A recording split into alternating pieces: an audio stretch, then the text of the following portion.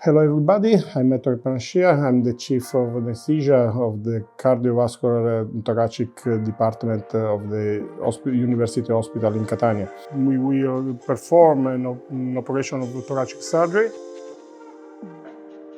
The patient is a 64 years old man. He had a brain trauma some years ago during a working day, and he has got an empemia.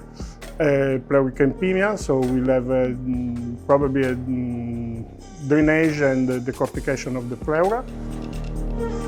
We put the sensor for entropy in his front.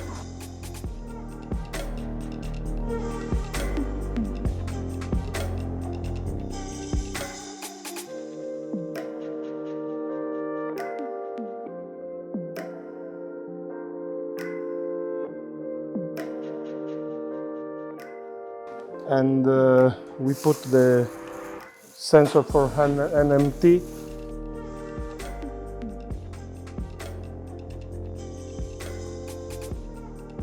And the pulse oximetry that works as surgical plethysmographic index.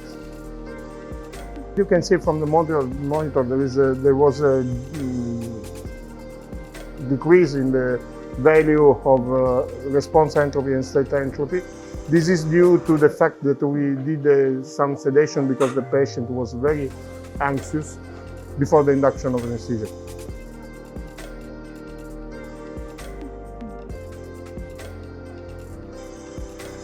And we did just a little quantity of fentanyl. This is the reason why he's on 16 on surgical plethysmographic index. He's not feeling any pain at the moment. We have a baseline of 18. Now I'm going to administer rocuronium. As you can see, the response entropy and state entropy are going down, as you can see from the line. And we are going to measure the train of 4. Now we have 73% of ratio, top ratio.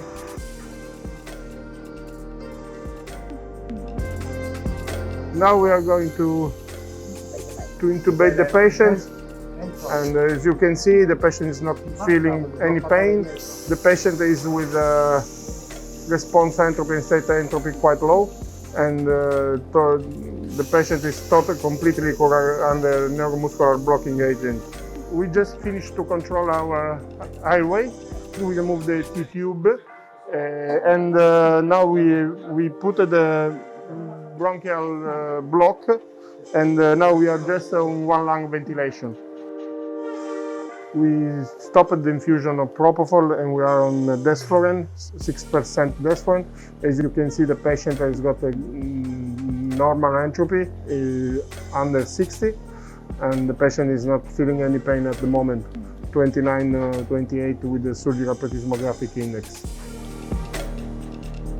We are going to now perform an S block, a rectal spinal block. This helped us to control the pain during the operation. You can see just a little increase in the surgical plethysmographic index because we are going to perform the block. That's obviously natural. After we did the block, we had a value of a surgical plethysmographic of about 30, and because the patient was completely without any pain, the block is going to work. And now we have got the increase in surgical plethysmographic index because the thoracic surgeons are going to remove the drainage that the patient has positioned some days ago.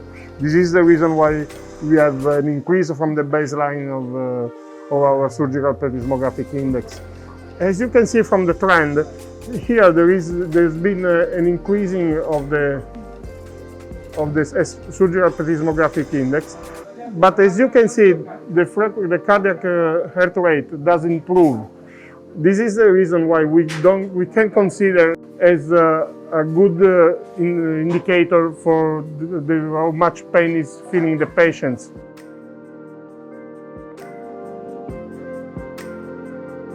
The surgeons had made the skin incision, and we are in a good control with the sedation. Just a little low value, but it's normal. And our rectal spinal block is working perfectly. As you can see, surgical plethysmographic index is 38 at the moment, in the range. And the patient is under deep neuromuscular blockade. And we have no infusion of opioids at the moment. We have also only desflurane infusion. And so everything is, all the pain is controlled by our block. This is very important because we are not so sure if the block is working. Surgical plethysmographic index is telling us that everything is fine. We don't need to add any other drugs like opioids at this moment. The pain of the patient is completely controlled by our block.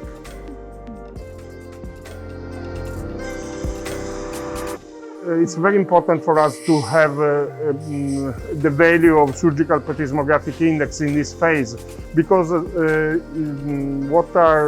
what anesthesiologists are used to do is to do an infusion of propofol or desflurane and opioids like remifentanil. But if you did a block and you are sure that the block is working perfectly, you don't need nothing completely. You need only to maintain the plane of anesthesia with gas, as we are doing at the moment, because we are sure that the patient is without any pain. So we need nothing. This is the reason why using this system, this indicator, surgical plethysmographic index, help the anesthesiologist to do not overuse opioids or other sedatives or other anesthetic agents during the maintenance of the anesthesia.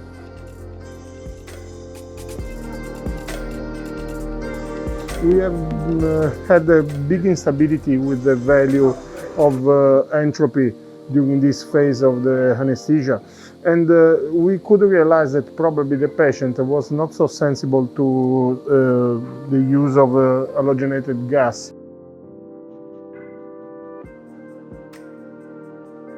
And so we decided to start an infusion of propofol. We stopped completely the desflurane, and now we are going to use only propofol.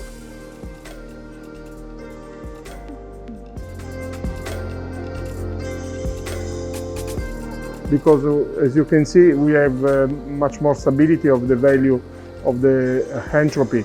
And this shows us how much is important to monitor this parameter, because we can choose. We are able to avoid any overuse of the drug, but we are also able to choose the right agent for each patient. This permits us to have a tailored anesthesia.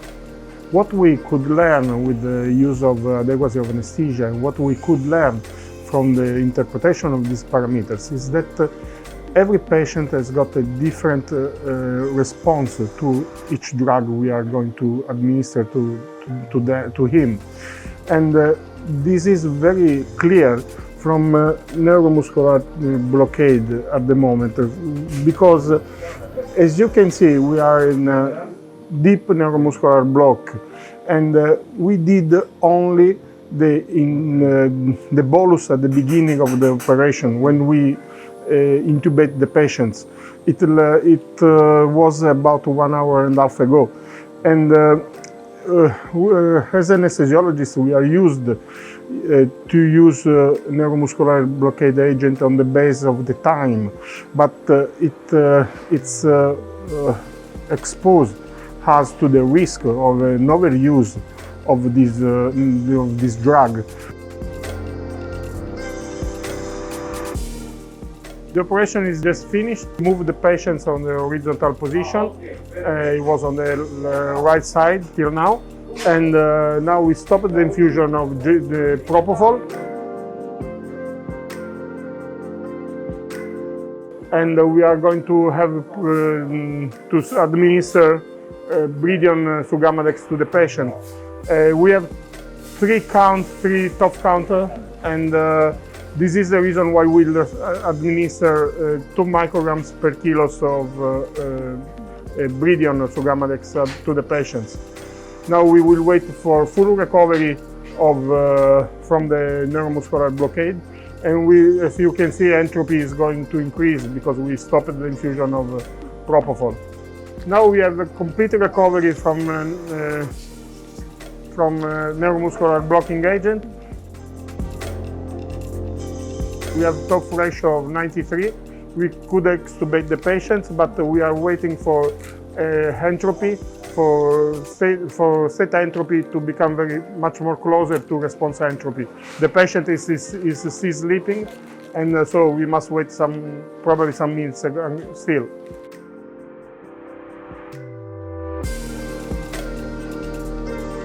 We extubate the patient because as you remember, the patient was on a T-tube.